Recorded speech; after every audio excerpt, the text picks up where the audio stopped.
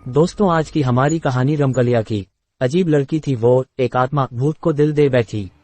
रमकलिया, जी हाँ, यही तो नाम था उस लड़की का। 16 वर्ष की रमकलिया अपने माँ बाप की इकलौती संतान थी। उसके माँ बाप उसका बहुत ही ख्याल रखते थे और उसकी हर मांग पूरी करते थे। अरे यहाँ तक कि हमारे गांव जवार के बड़े बुजुर्ग बताते हैं कि गांव क्या पूरे जवार में सबसे पहले साइकिल रमकलिया के घर पर ही खरीद कर आई थी। उस साइकिल को देखने के लिए गांव जवार टूट पड़ा था। रमकलिया उस समय उस साइकिल को लंगड़ी चलाते हुए गदही, खेत खलिहान सब घूम आती थी। रमकलिया बहुत ही नटखट थी और लड़कों जैसा मटरगश्ती करती रहती थी। वह लड़कों के साथ कबड्डी, चिक्का आदि खेलने में भी आगे रहती थी। एक बार कबड्डी खेलते समय गलगोदही करने को लेकर झगड़ा हो गया। अरे देखने वाले तो बताते हैं कि रमकलिया ने विपक्षी टीम के लड़कों को दौड़ा दौड़ा कर मारा था, पानी पिला पिला कर मारा था। किसी के दांत से खून निकल रहा था तो कोई चिल्लाते हुए अपने घर की ओर भाग रहा था। रमकलिया से उसके हमउम्र लड़के पंगा लेना उचित नहीं समझते थे, क्योंकि उसके हमउम्र लड़के उसे उजिड और झगड़ालू टाइप की लड़की मानते थे। कोई उसके मुंह लगना पसंद नहीं करता था। हाँ, यह अलग बात थी कि सभी लड़के उससे डरते थे। मई का महीना था, कड़ाके की गर्मी पड़ रही थी। रमकलिया खर दोपहरिया में अपनी साइकिल उठाई और गांव से बाहर अपने बगीचे की ओर चल दी। उसका बगीचा धोबरिया गढ़ी के किनारे था। इस बगीचे में आम और महुए के पेड़ों की अधिकता थी। ये बगीचा गांव से लगभग 1 किलोमीटर की दूरी पर था। बगीचे में पहुंचकर पहले तो रमकलिया खूब साइकिल हनहनाई, पूरे बगीचे में दौड़ाए और पसीने से तरबतर हो गई। उसने बगीचे के बीचों बीच एक मोटे आम के पेड़ के नीचे साइकिल खड़ी करके अपने दुपट्टे से चेहरे का पसीना पोंछने लगी। पसीना और सीना पोंछने के बाद पता नहीं रमकलिया को क्या सूझा कि वह उसी पेड़ के नीचे अपना दुपट्टा बिछाकर उस पर लेट गई। बगीचे में लेटे लेटे ही रमकलिया का मन पंछी उड़ने लगा। वह सोचने लगी कि उसके बाबूजी उसके लिए एक वर की तलाश कर रहे हैं। वह थोड़ा सकुचाई, थोड़ा मुस्काई और फिर सोचने लगी, एक दिन एक राजकुमार आएगा और उसे ब्याह कर ले जाएगा। पता नहीं वह कैसा होगा, कौन होगा, कहाँ का होगा। पता नहीं मैं उसके साथ खुश रह पाऊंगी कि नहीं, पर खैर जो ईश्वर की मर्जी होगी वही होगा। बाबूजी उसके लिए जैसा भी लड़का खोजेंगे वह उसी से शादी करके खुश रहेगी। उसे पक्का विश्वास था कि उसके बाबूजी उसकी शादी जरूर किसी धनवान घर में करेंगे, जहां उसकी सेवा के लिए जरूर कोई न कोई नौकरानी होगी। अभी रमकलिया इन्हीं सब विचारों में खोई थी कि उसे ऐसा आभास हुआ कि उसके सिर की तरफ कोई बैठकर उसके बालों में अंगुली पिरो रहा है। रमकलिया के साथ ऐसा पहली बार नहीं हो रहा था, ये तो आए दिन की बात थी।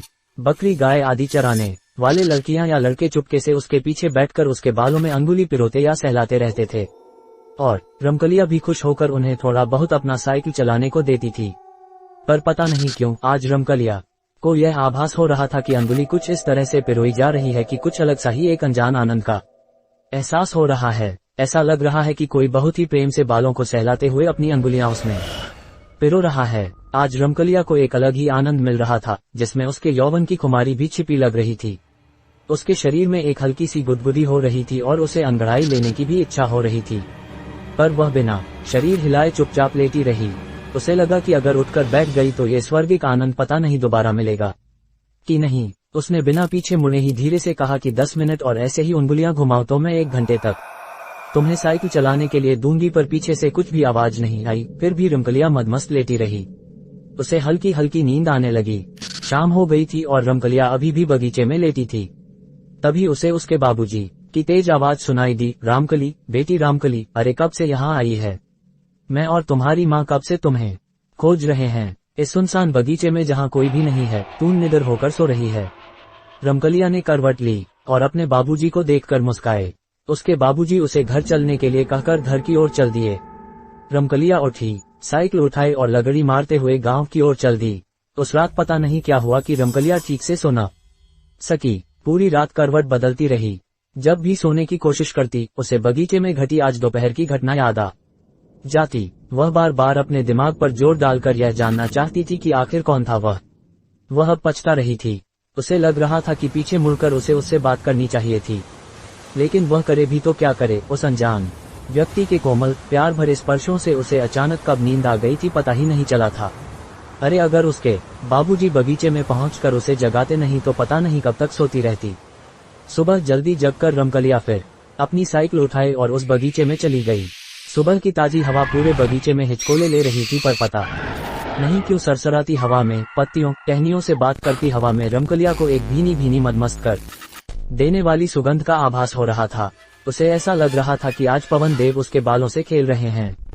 वह लगभग 1 घंटे तक बगीचे में रही और फिर घर वापस आ गई। घर आने के बाद रमकलिया पता नहीं किन यादों में खोई रही। उसी दिन फिर से खड़खड़ दोपहरिया में रमकलिया का जी नहीं माना और वह साइकिल उठाकर बगीचे की ओर चली गई। बगीचे में 3-4 राउंड साइकिल दौड़ाने के बाद फिर रमकलिया एक आम के पेड़ के नीचे सुस्ताने लगी। उसे कुछ सूझा। वह हल्की सी मुस्काए और अपने दुपट्टे को अपने सर के नीचे लगाकर सोने का नाटक करने लगी। अभी रमकलिया को लेटे 2-4 मिनट भी नहीं हुए थे कि उसे ऐसा लगा कि कोई उसके बालों में अंगुली पिरो रहा है। वह कुछ बोली नहीं पर धीरे धीरे अपना हाथ अपने सर पर ले गई। वह उस अंगुलियों को पकड़ना चाहती थी जो उसके बालों में घुसकर बालों से खेलते हुए उसे एक सुखद आनंद की अनुभूति करा रही थी। पर उसने ज्यों अपने हाथ अपने सर पर ले गई, वहां उसे कुछ नहीं मिला, पर ऐसा लग रहा था कि अभी भी कुछ उंगलियां उसके बालों से खेल रही हैं। रमकलिया को बहुत ही अचंभा हुआ और वह तुरंत उठकर बैठ गई। पीछे सर घुमाकर देखी तो गजब हो गया। पीछे कोई नहीं था। उसे लगा कि शायद जो था वह इस पेड़ के पीछे छिप गया हो। पर फिर उसके मन में एक बात आई कि जब वह अपना हाथ सर पर ले गई थी तो वहां कुछ नहीं मिला था, फिर भी बालों में अंगुलियों के सुखद स्पर्श कैसे लग रहे थे। खैर वह उठकर खड़ी हो गई और पेड़ के पीछे चली गई, पर वहां भी कोई नहीं। अब वह बगीचे में आसपास दौड़ लगाई पर से कोई नहीं दिखा। फिर वह अपने साइकिल के पास आई और तेजी से चलाते हुए गांव की ओर भागी। उसे डर तो नहीं लग रहा था, पर कहीं न कहीं एक रोमांचित अवस्था जरूर बन गई थी जिससे उसके रोंगटे खड़े हो गए थे। आज की रात फिर रमकलिया सो न सकी। आजकल उसे अपने आप में बहुत सारे परिवर्तन नजर आ रहे थे। उसे ऐसा लगने लगा था कि वह अब विवाह योग्य हो गई है।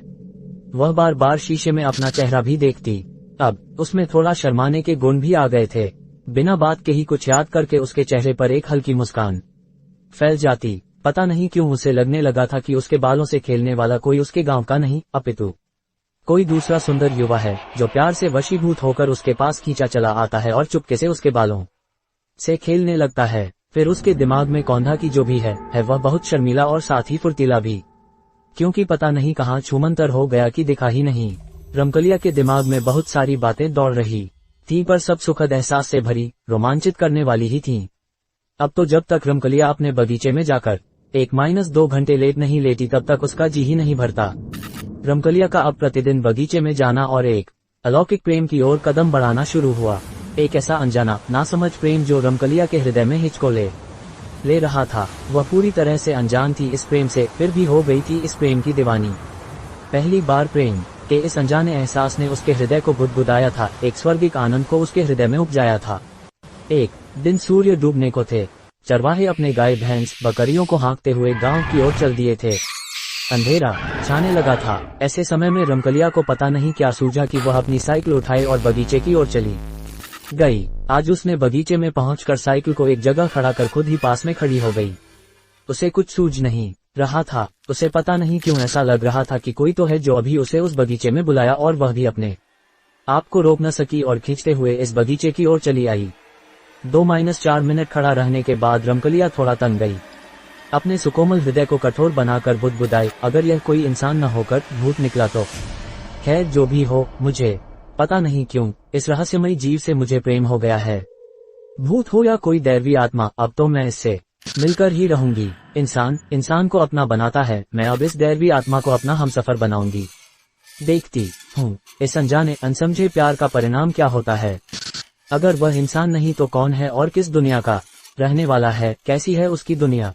ये सब सोचती हुई रमकलिया अपने साइकिल का हैंडल पकड़ी और उसे दुबराते हुए बगीचे से बाहर आने लगी। अब बगीचे में पूरा अंधेरा पसर गया था और साथ ही सन्नाटा भी। हाँ, रह कर कभी कभी गांव की ओर से कोई आवाज उठाती थी। रात को रमकलिया अपने कमरे में बिस्तरे पर करवटें बदल रही थी। नींद उसकी आंखों से कोसों दूर थी। एक अजीब सिहरन गुदगुदी का एहसास हो रहा था उसको। उसे कभी हंसना तो कभी रोना आ रहा था। तभी अचानक उस कमरे के जंगले से एक बहुत ही तेज डरावनी सरसराती हवा अचानक कमरे में प्रवेश की। बिना बहती हवा के अचानक कमरे में पैठी इस डरावनी हवा से रमकलिया थोड़ी सहम गई और फटाक से उठकर बैठ गई। उसकी सांसें काफी तेज हो गई थीं। वह धीरे धीरे लंबी सांस लेकर अपने बढ़ते दिल की धड़कन को भी काबू में करने का प्रयास किया। तभी उसे ऐसा लगा कि कोई उसके कान में हौले हौले भारी आवाज में गुनगुना रहा हो। बढ़ती दिल की धड़कन कुछ तो कह रही है, मैं तेरा दीवाना जलता परवाना हूँ, तुम क्यों नहीं समझ रही है। इसी के साथ उसे लगा कि वह सरसराती हवा उसके बिस्तरे के बगल में हल्के से मूर्त रूप में स्थिर हो गई है, पर कुछ भी स्पष्ट नहीं है। अचानक उसे लगा कि वही बगीचे में वाले सुकोमल हाथ फिर से उसके बालों के साथ खेलने लगे हैं, उसे एक चरम आनंद की अनुभूति करा रहे हैं।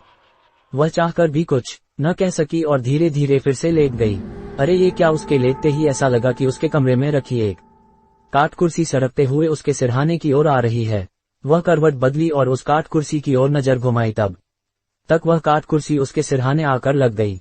फिर बिना कुछ कहे एक मदमस्त अल्हड़ प्रेमांगना की तरह अंगराई लेते हुए, सांसों को तेजी के साथ छोड़ते हुए वह फिर से चुपचाप बिस्तरे पर लेट गई। उसके लेटते ही वह सुकोमल हाथ फिर से उसके बालों से खेलने लगे। वह एक कल्पित दुनिया की सैर पर निकल गई। ये कल्पित दुनिया अलौकिक थी। इस दुनिया की इकलौती राजकुमारी रमकलिया ही थी जिसे एक अपने सेवक से प्रेम हो गया था। वह इस कल्पित दुनिया में आनंदित होकर विचरण कर रही थी। अचानक रमकलिया को इस कल्पित दुनिया से बाहर आना पड़ा, क्योंकि से लगा कि कोई उसका सिर पकड़कर जोर जोर से हिला रहा है, यानी जगाने की कोशिश कर रहा हो। रमकलिया को लगा कि कहीं ये भी स्वप्न तो नहीं, पर वह तो जगी हुई ही थी। वह उठकर बैठ गई। फिर उस कमरे में शुरू हुई एक ऐसी कहानी जो रमकलिया को उसके पिछले जन्म में लेकर चली गई। रमकलिया बिस्तरे पर सावधान की मुद्रा में बैठी हुई थी।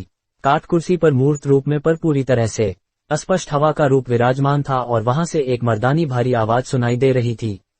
वह आवाज कह रही थी, रमकलिया तू मेरी है, सिर्फ मेरी। मैं पिछले 2-3 जन्मों से तुझे प्रेम करता आ रहा हूँ। मैंने हर जन्म में तुझे अपनाने के लिए कुछ न कुछ गलत कदम उठाया है, पर इस जन्म में मैं तुझे सच्चाई से पाना चाहूंगा। वह आवाज आगे बोली, याद है पिछले जन्म में भी मैं तुझे अथाह प्रेम करता था, पर तू मेरे प्रेम को नहीं समझ सकी और मैं भी बावला पागल तुझे पेड़ से धक्का दे दिया था। यहाँ मैं आप लोगों को रमेशरा की कहानी की याद दिलाना चाहूंगा, जो गांव की गोरी थी और उसे एक भेड़िहार का लड़का अपना बनाना चाहता था, पर रमेशरा के पिता द्वारा मना करने पर उस भेड़िहार पुत्र ने आत्महत्या कर ली थी और प्रेत हो गया था। बाद में वही प्रेत रमेशरा को ओल्हा पाती खेलते समय धक्का दे दिया था और वही रमेशरा अब रमकलिया के रूप में फिर से पैदा हुई थी। आभार, मैं वही हूँ पर अब बदल गया हूँ। भले मैं आत्मा हूँ, एक प्रेत हूँ, पर अब मैं अपनी प्रियतमा का कोई अहित नहीं करूंगा और अब उसे नफरत से नहीं प्रेम से जीतूंगा। उस हवा रूपी आवाज की बातें सुनकर रमकलिया एक पागल प्रेमी की तरह उठकर उस कुर्सी पर विराजमान मूर्त पर अस्पष्ट हवा से लिपट गई। वह सिसक सिसक कर कहने लगी, तू जो भी हो पर है मेरा प्रियतम। मैं अब तेरे बिना जी नहीं सकती। तू अब देर न कर, अभी मेरी मांग में सिंदूर भर और मुझे अपना बना। मुझे सदा सदा के लिए अपने साथ ले चल। इतना कहने के बाद रमकलिया को पता नहीं अचानक क्या हुआ कि वह बिस्तरे पर गिर गई। सुबह सुबह रमकलिया के माता पिता रमकलिया के कमरे का दरवाजा पीटे जा रहे हैं, पर वह उठने का नाम नहीं ले रही है। रमकलिया के माता पिता बहुत ही परेशान हैं, क्योंकि रमकलिया के कमरे से कोई सुगबुगाहट नहीं आ रही है। आसपास के कुछ लोग भी एकत्र हो गए हैं। सब चिल्ला चिल्ला कर रमकलिया को जगाना चाहते हैं। अंततः रमकलिया के माता पिता ने कमरे का दरवाजा तोड़ने का फैसला किया, क्योंकि वे अब किसी अनहोनी की आशा में पीले पड़ते जा रहे थे। लकड़ी के दरवाजे पर कसकर एक लात पड़ते ही अंदर से लगी उसकी किल्ली निकल गई और भड़ाक से करके दरवाजा खुल गया। दरवाजा खुलते ही रमकलिया के माता पिता रमकलिया के बिस्तर की ओर भागे। साथ में आसपास के कई लोग भी थे। रमकलिया के कमरे का हुलिया पूरी तरह से बदला हुआ था। कमरे में एक अजीब भीनी भीनी खुशबू पसरी हुई थी और साथ ही रमकलिया के बिस्तरे पर तरह तरह के फूल बिछे हुए थे।